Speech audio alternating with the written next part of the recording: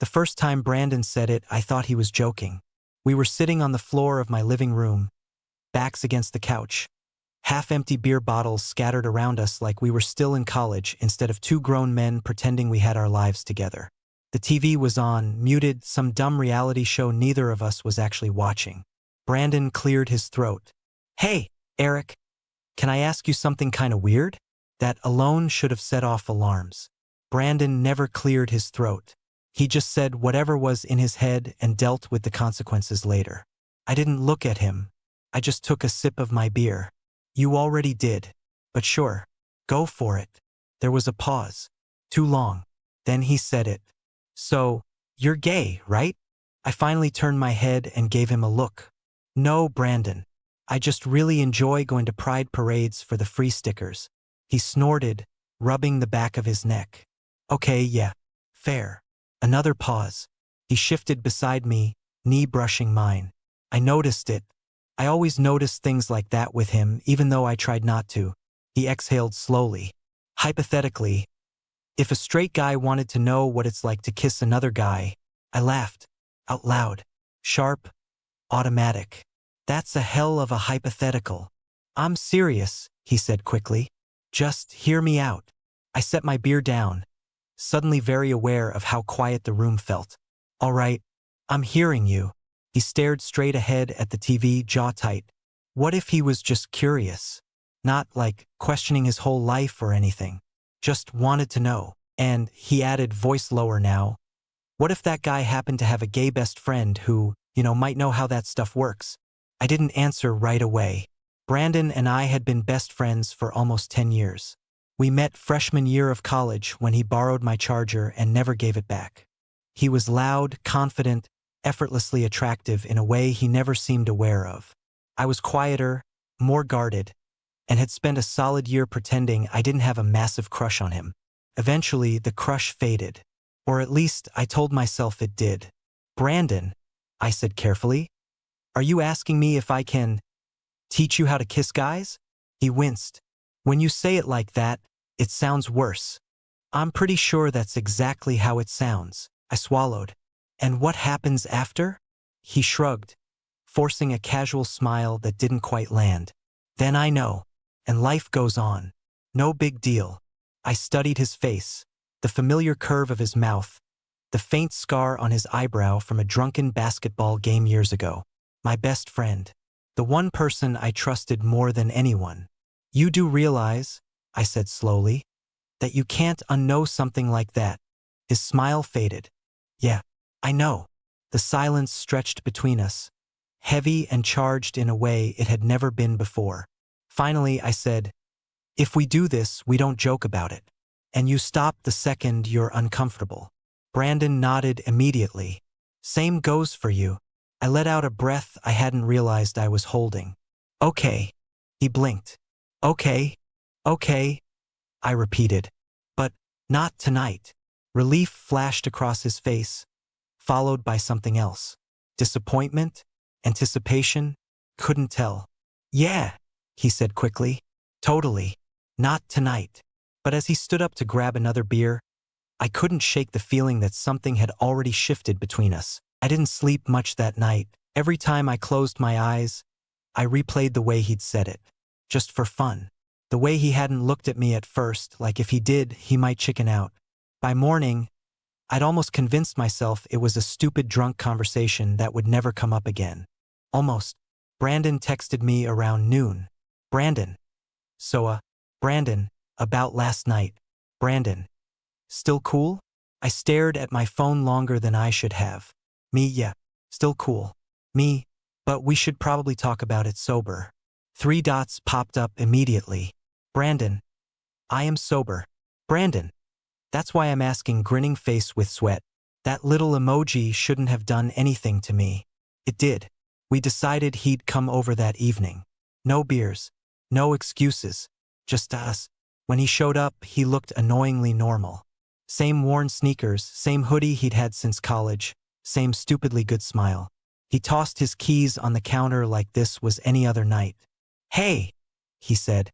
"Hey," I replied. Awkward silence. Immediately, Brandon shoved his hands into his pockets, rocking slightly on his heels. Okay, this is already weirder than I thought it'd be. I laughed under my breath. You asked your gay best friend to teach you how to kiss guys. I'm not sure what you were expecting. Less tension, he guessed. Bold assumption. He rubbed his face, then looked at me more seriously. I just want to be clear. I'm not messing with you. I trust you. That's why I asked. That mattered more than I expected. I nodded. I know.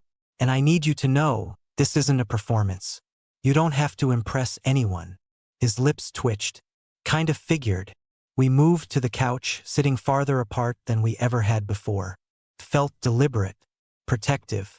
So, Brandon said, clearing his throat again. How does this work? I raised an eyebrow. You want the instructional version or the human one? Human. Please. I took a breath. Do you want me to show you? Yeah. I think so. Then I leaned in. Okay. Yeah. I get why people like this. I raised an eyebrow. That all you got? He leaned back against the couch, rubbing his jaw. I'm not saying anything yet. I'm just processing. And the thing was, I believed him. But as I watched him sit there, cheeks faintly flushed, eyes a little unfocused, I couldn't shake the feeling that this wasn't just curiosity anymore. It felt like the beginning of something neither of us had planned for. And we were both pretending not to see it. Brandon didn't leave right away. We sat there longer than either of us probably meant to. The TV still muted, the room dimming as the sun slipped lower outside my windows. Everything felt off balance. Like we'd nudged a piece on the board and now neither of us knew what the next move was supposed to be. So, he said eventually, breaking the silence. Is that normal? I glanced at him. What part? The whole, he gestured vaguely between our faces. Electric feeling. I hesitated. Honesty won. Yeah. When there's chemistry. His jaw tightened just slightly. Chemistry. I could practically hear the word echo in his head. He stood up and paced once, then twice like he needed to burn off nervous energy. I didn't expect it to feel like that with you. That landed harder than I was ready for. With me how? I asked carefully. He stopped pacing and looked at me. Really looked. You're my best friend. This wasn't supposed to feel loaded. I gave a small, dry laugh. You asked the wrong guy if you wanted unloaded. He smiled, but it faded fast. That came out wrong. No, I said softly. It didn't. Another stretch of quiet. The kind that wasn't awkward anymore. Just heavy. Brandon dropped back onto the couch. Can I ask you something? He said. Apparently tonight's theme. He rolled his eyes, then sobered. Do you have feelings for me? There it was. I didn't answer right away. Not because I didn't know, but because I'd spent years knowing and pretending I didn't. I did, I said finally. A long time ago. His brows knit together. Did.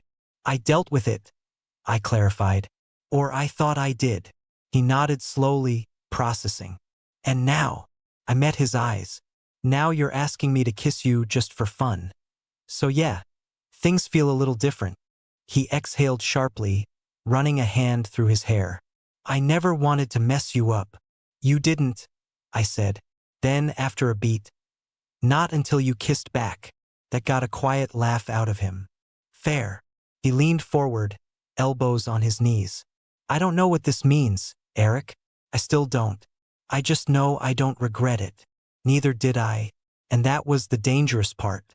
Maybe, I said, choosing my words. We don't have to define it yet. He looked up. You're okay with that? As long as we're honest, I said. And as long as just for fun doesn't turn into pretending nothing's happening. He nodded. Deal. He hesitated, then added, Can we try again? Just once more. When we pulled apart, his forehead rested briefly against mine. Okay, he murmured. Yeah, that definitely wasn't just curiosity. My heart thudded. Welcome to the problem. He laughed softly, then leaned back, staring at the ceiling. I think I need to go before my brain explodes. Probably smart. At the door, he paused, hand on the handle. Hey, Eric. Yeah. Thanks for trusting me. I smiled. Don't make me regret it. He didn't respond, just gave me a look I couldn't quite read, then left. After the door closed, I stood there for a long time, because something had shifted again. And this time, I wasn't sure either of us could pretend it hadn't. The next few days were weird. Not bad weird. Not awkward weird. Just this low-level hum under everything. Like my life had picked up a new background noise I couldn't turn off. Brandon texted me more than usual. Nothing flirty. Nothing obvious. Just constant. Brandon, did you know pigeons can recognize themselves in mirrors? Brandon, I feel like that's illegal. Me only emotionally. Brandon, rude but fair. Normal. Friday night, he came over again. No warning. No planning. Just a knock at my door around 10. When I opened it, he was standing there with his hands shoved into his jacket pockets. Eyes a little too bright. Hey, he said. I was nearby. You live 20 minutes away. Yeah, well, I took the scenic route. I stepped aside to let him in. You okay? He shrugged. Define okay. We ended up on the balcony. City lights flickering below us. The air was cool, grounding. Brandon leaned against the railing, staring out like he was trying to read answers in the dark. I went on a date, he said suddenly. My stomach dropped before I could stop it. Oh, yeah, he continued, rubbing his thumb against the metal rail. Nice girl. Funny. Everything she said made sense. I kissed her, he said quietly. And it felt fine. Just fine. That hurt more than I expected and less than I feared. He laughed softly, shaking his head. I think I broke my own brain, Eric. You didn't break it, I said. You just stopped ignoring it. He watched me for a long moment. You're annoyingly calm about this. I'm not, I admitted. I'm just experienced at pretending. Something in his expression softened. Can I ask you something else? He said. I raised an eyebrow. You're on a roll tonight. When you kiss someone, he said slowly, how do you know when it means more than just kissing? I didn't dodge it. When you keep thinking about it after. When you don't want to undo it. His throat bobbed as he swallowed. Then, he said, voice low, I think I already know the answer. The balcony felt suddenly too small. He reached out, hesitated, then let his fingers hook lightly into the hem of my shirt. Not pulling, just there. Still okay? He asked. Yes, I said immediately. But we're not pretending anymore. He nodded. Good. I'm not straight, he said quietly. I smiled, heart pounding. You don't have to label it tonight. After that night, things stopped hovering in the almost. They didn't become simple, far from it, but they became honest. Brandon started coming over more often, sometimes with excuses, sometimes without. We'd cook together, argue over music. We still didn't announce anything out loud, but we also didn't pretend anymore. The first time he reached for my hand in public, it caught me completely off guard. We were at a late-night diner, one of those places with cracked vinyl booths and menus that hadn't changed since the 90s. We were halfway through fries, laughing about something stupid, when his pinky brushed mine on the table. I assumed it was an accident. Then his fingers shifted, slow, deliberate, and laced through mine. I froze. Brandon didn't look at me. He kept talking like nothing monumental was happening, thumb lightly brushing the side of my hand. My heart was trying to break out of my ribcage. You okay? He asked quietly, finally glancing over. I nodded. Yeah, just surprised. He smiled, small and real. Good surprise. The best kind. He squeezed my hand once, then let go like he didn't want to push his luck. But the damage was done. I spent the rest of the night hyper-aware of him, of us. Later, back at my place, he paced again. Same nervous energy as before, but different now. Less fear. More weight. I told my sister, he said. I blinked. Already. She figured it out, he admitted. She always does. And, he smiled softer this time. She said, about time, then asked if you were hot. I laughed, relief crashing through me. And, I said yes, he replied easily. Obviously, he leaned his forehead against mine. I don't know where this goes. I just know I don't want to stop. This was real. And for the first time, neither of us was pretending otherwise. It didn't hit me all at once. That Brandon and I were together, came in pieces. Small moments that stacked up until there was no way to deny it anymore. Like the first morning he woke up at my place and didn't rush to leave. I rolled over, still half asleep, and found him already awake, propped on one elbow, just watching me. No phone, no distraction, just me. What? I mumbled. He smiled. You snore a little. I groaned, pulling the blanket over my face. You're never staying over again. He laughed and tugged the blanket back down. Relax.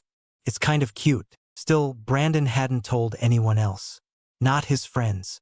Not our mutuals. Not even the guys he'd always been closest to. And I didn't push. One night, after we'd eaten and were sprawled on the couch, he went quiet in that way I was learning to recognize. What's going on in that head? I asked. He hesitated. I ran into Mark today. Of course he did. Mark, his gym buddy, his wingman, the guy who still assumed Brandon was straight and bragged about it like it was a personality trait. And, I asked carefully. He asked if I was seeing anyone. Brandon exhaled. I said no.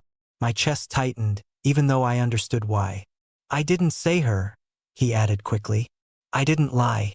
I just didn't say you. I nodded. You don't owe anyone a coming out speech. I know, he said. I just hate that it feels like I'm hiding you. I turned toward him. Are you hiding me? Or hiding from what it means? He didn't answer right away. Then, both. That honesty mattered. I'm not going anywhere, I said. But I won't live in the shadows forever. He met my eyes serious now. I wouldn't ask you to. A week later, he proved it. We were at a friend's birthday, low-key, crowded apartment, cheap drinks. Brandon stuck close to me the whole night. At some point, Mark made a joke. Something stupid about finally settling down with a girl. Brandon didn't laugh. Instead, he said calmly, Actually, I'm seeing someone. The room didn't go silent. No record scratch moment. Just a shift. Mark raised an eyebrow. Oh yeah? Who? Brandon glanced at me. Then he reached over and took my hand. This guy. My heart slammed into my ribs. There were questions. A few awkward smiles.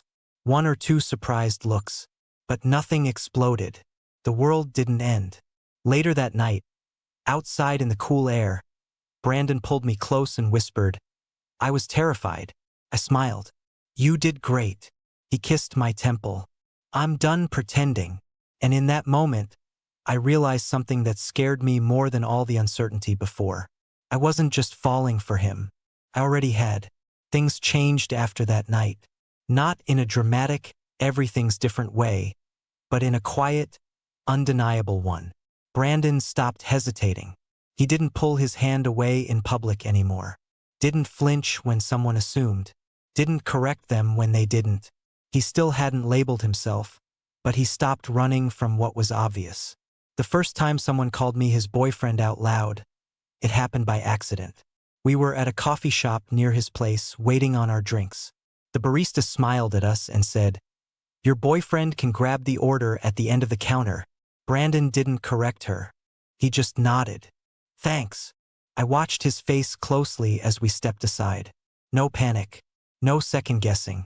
Just calm. You okay? I asked quietly. He glanced at me, then smiled wide. Real. Yeah. Actually, yeah. That smile did something to me. Something deep and settling. Eric? He murmured. I used to think there was one version of me I had to be. Like anything outside of that meant I was screwing up. I turned onto my side to face him. And now I think I was just scared of wanting something this much. I didn't joke. Didn't deflect. I just said, Me too. I don't know what the future looks like, he said. But I know I want you in it. His sister already knew. A few more friends figured it out. Some needed time. Some surprised us in good ways.